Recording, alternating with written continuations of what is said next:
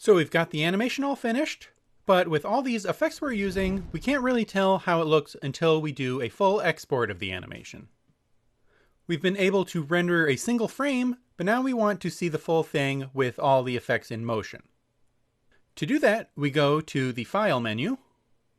And first of all, I wanted to point out this option, Preview Animation. This will render things out basically the same way you see them on the stage, but it will process every frame ahead of time and then show them as a movie. So if your machine is sluggish and you're having problems with the frame rate of your playback on the stage, this is a fast way to see what your animation looks like at full speed. However, it still won't process all the styles and effects, which is what we want to see. For that, we want to choose Export Animation. Then we have options for how to configure the export. We can specify the frame range we want to export. Then we can choose the output format. There are a couple of video formats, or you can export a Flash SWF, or a GIF, or an SVG, or you can do an image sequence. Now, if you need a very high quality export of a shot to composite or edit in another program, you might want to export an image sequence or use one of the QuickTime formats if you need sound. But if you're exporting your final video out of Moho, we'll be fine just using the MP4 setting. Then down here you have render options. Most of these have to do with ways to make your render go faster, which you might want to do if you're in the middle of the animation process and just want to check on how the scene is shaping up. You definitely want multi-threading enabled to make things faster if your CPU supports it. You can render at half dimensions or half the frame rate. Those will both make the render twice as fast.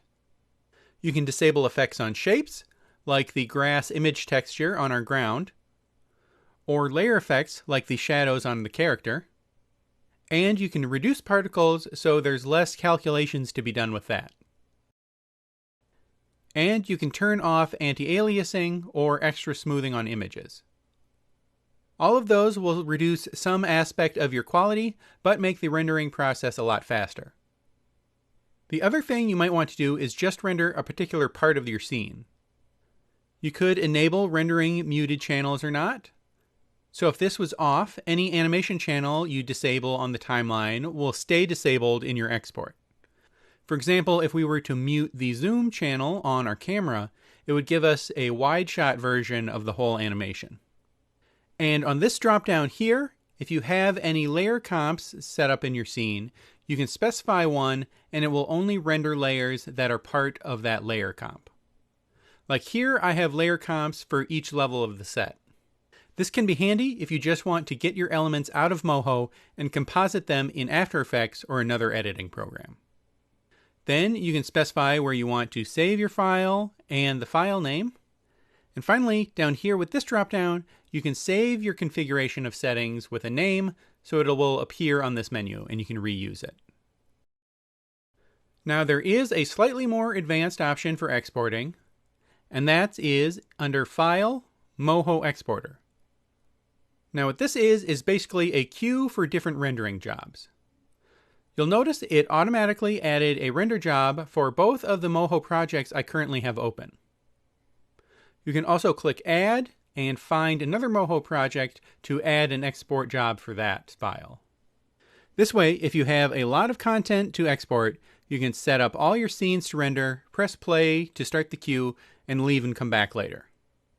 If you double click on a job, you can get the same settings we were just looking at. Now, even if you don't have multiple project files, there are other reasons you might want to set up multiple export jobs. For example, I could just duplicate this for our main scene and configure the two exports differently. Like, for example, since we actually have two shots in this project, I could change the frame range on one job to just the first shot and the other job to the rest of the timeline. Then that would give me two separate files for the two shots if I wanted to edit them in a separate editor as part of a larger video. Or if I wanted my layer comps separate, I could make a job to render each one. In fact, this button here will automatically separate the current job into separate ones for each layer comp. There's even a column to show which layer comp each job is rendering.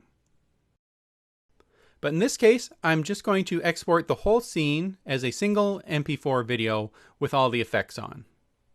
I'm going to make sure the layer comp is set to the one I made for all. Then we just press play and let that run, which, because of the complexity of our scene and all the effects, it's going to take a long time. You can see the status for each job in the column over here.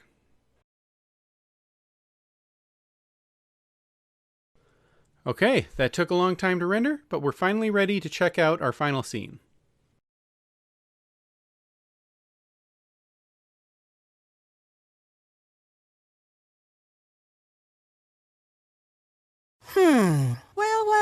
Well, what do we have here?